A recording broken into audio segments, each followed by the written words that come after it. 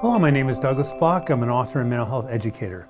Welcome to your Depression Recovery channel, where each week we talk about practical tools and coping strategies for healing from depression and anxiety.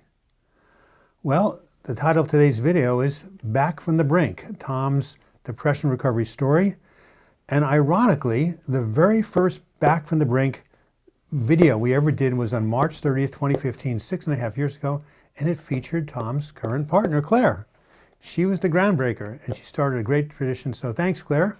Back from the Brink, the purpose of the video series is to talk to people who have been laid low by depression or anxiety or both, and who, through perseverance and luck, managed to climb out of the pit, out of the abyss, and are now, leading lives of meaning and purpose today.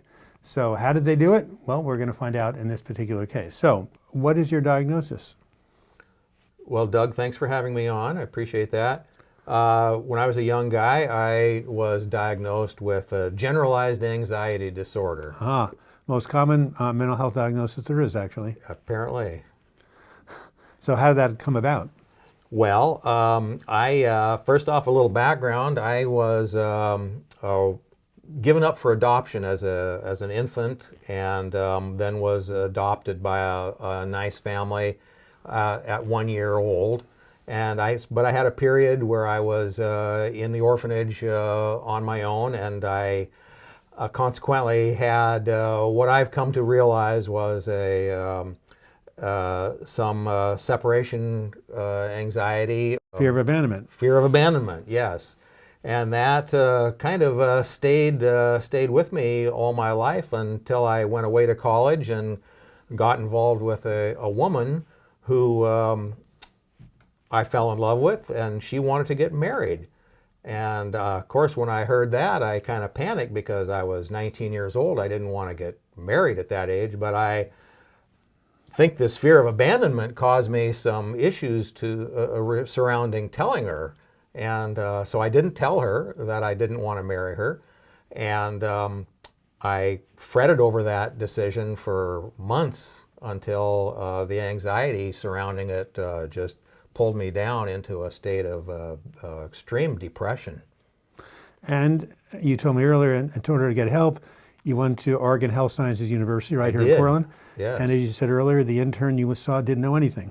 No, back in 1971, 72, they really didn't know much about depression. There were no drugs. The therapy was basically useless, in my opinion, so I just suffered for several more years. And then you eventually had to say something, right? Well, I did go to another therapist. They actually put me on some kind of a medication that worked for very briefly and then stopped working. But basically what got me out of it was eventually I met another woman who I eventually married, though I even then had the abandonment issues, but I just struggled through them, and we ultimately had a fairly stable home life for about 20 years. Right, and the good news is you adopted a child who you're very close to. We did adopt a child, and I'm still close to him, even though I'm married to somebody else now. Right. So you had that period in your life where things were fairly stable. What was that, in your late 20s, mid 30s? Up through 40 or so. I still was suffering from depression, and by the time I was 45, they had come out with the first series of SSRI medications, and so I got on Paxil, which gave me a lot of relief. I was very grateful for that. Didn't solve all my problems, but by that point I had a stable home life. I was on some drugs and was mostly comfortable. Okay, so then you had this marriage and you had a stable life, and then at some point you got divorced, right? We did, and that caused me some difficulties. I got involved with another woman, and sure enough, apparently I had learned nothing at all from my initial encounter, and I developed a lot of anxiety and depression, and sent me into a tailspin, and that lasted for another couple years. And I think that's about the time I got involved in Doug's Depression support depression support group. group. 2002. 2002, and that was helpful. But at about that time also, I was introduced to a psychiatrist who got me onto another medication called Abilify. Or was it that? I thought that was a couple of years after you joined the group, but maybe Well, not. it was. I'm kind of You're telescoping you're events compressing here. things, right? Well, we both share a telescope. So that's a good word to use. That's true. Yes, yeah. Abilify was a big thing for you. It was a big thing. It was originally an antipsychotic. It came out as the next generation to help with schizophrenia. Yes. That's how it started out, but then it was used off-label. Yes, it was used off-label, Right. but it's a very good drug, and I currently take about 10 milligrams a week, which is a very small dose, but it seems to do the trick for me, and I hope to take that the rest of my life. Right. So one thing just occurred to me that we didn't Yeah. talk about earlier. So when Jerry and I first met, which was a very fortuitous event, we went down to the Oregon Country Fair, and we did a video. I think it was our first video together called "Creativity: How Creativity Can Heal Depression" or something like that. And it turns out that for you have gotten into. You used to make I think you used to make your own guitars or build them or something like that. Or violins, Yeah, right? I got into violin. And also building. now you're doing, you're now doing watercolor painting. Well, oil painting. Oil painting, right. Yeah, I mean, I meant to say oil painting, right. But Yeah. the fact is, you've had these creative expressions of yourself, right? Yeah. You're a Libra, right? Yeah. Beauty, love beauty.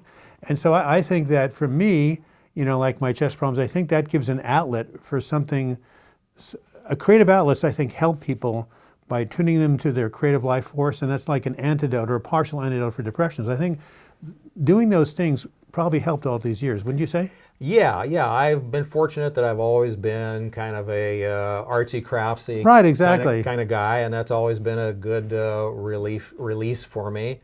Not everybody has that advantage, and they have to find their own expression, way to their own equivalent to that. Right, because it takes your mind off of yourself. Yeah. And then when you are being creative, you are tuning into something, I won't say cosmic, but you're tuning into your life force, your spirit. And depression is about being stuck, about being cramped in, about not expressing, about being dead. Well, I'll quote Beethoven there. He says that music is a higher revelation. That's right. And the great Andrew Solomon said that when people get depressed, what happens? They lose vitality. Yes, definitely. The absence of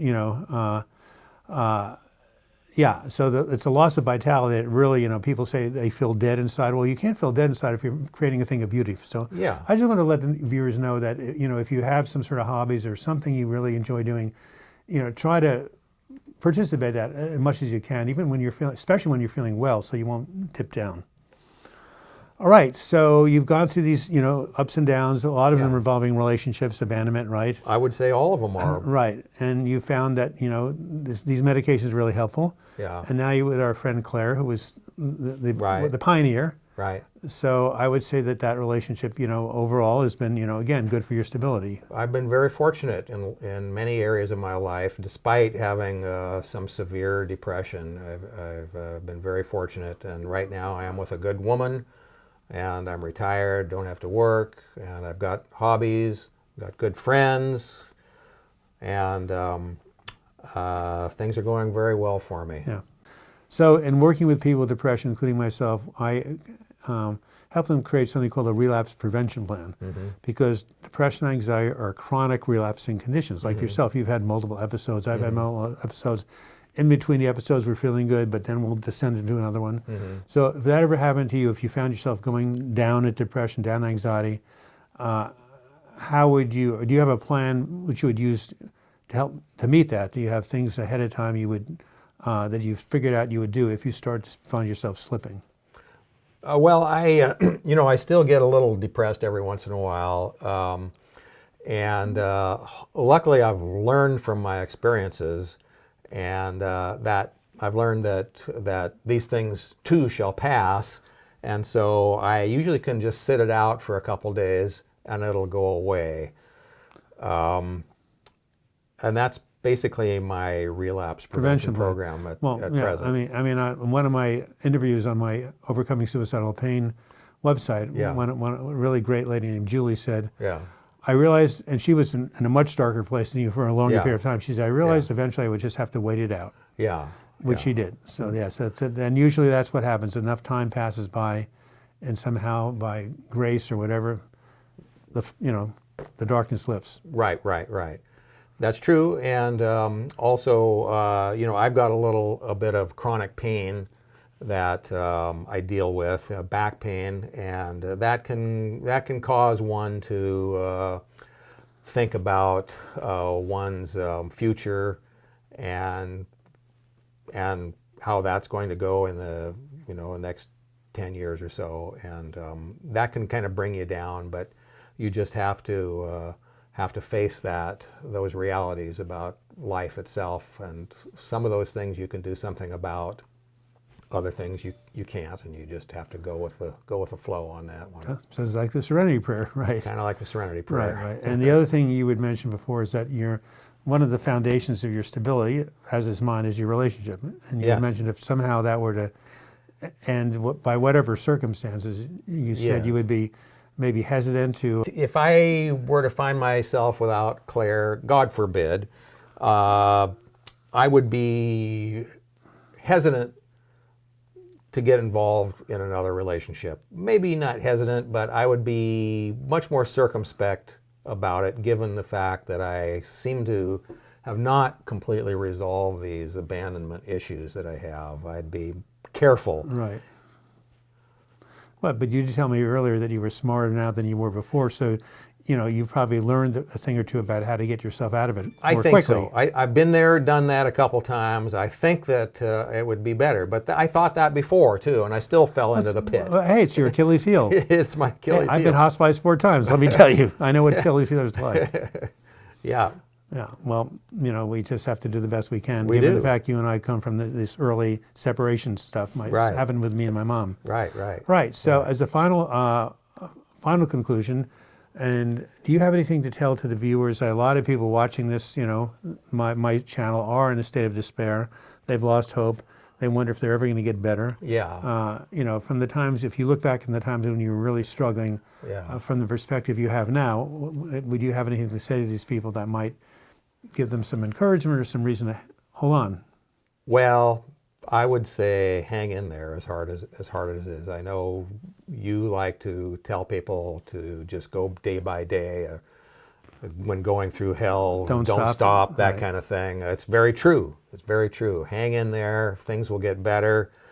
In my instance, from my very early episode where I should have been honest with that woman at an early age, about not wanting to marry her, I think I could have saved myself a whole lot of trouble if I had been honest with her. It's not to say that I wouldn't have fallen into another situation and gotten depressed after all, because I think maybe it was in my bloodstream, so to speak. But I could have saved myself a lot of misery if I had only been a little more honest with that woman. All right. Well, life is for learning, said Joni Mitchell. It is. And a million other people. Well, thank you, Tom. You're welcome. Glad to be here. Thank you very much for having me. I haven't talked to him in 36 hours. Nice to see him again. Anyway. Well, thank you folks for watching. I hope you've enjoyed this latest Back from the Brink series. I hope you got something from it. If so, please give it a like. And you can also leave your comments in the comments section, or you can email me, douglasbloch@gmail.com. If you'd like to subscribe to this channel, when you see my photo in the closing credits, click on it. You'll be taken to the subscribe page. If you click on the button, you'll be subscribed to the channel. If you click on the bell, you'll be notified every time I do a new video or a new live chat. And if you want to contribute to this channel and help support it, simply click on the Patreon link and you'll be taken to my crowdfunding page. And until we meet again, I wish you the best in your mental health recovery. Thank you so much for tuning in.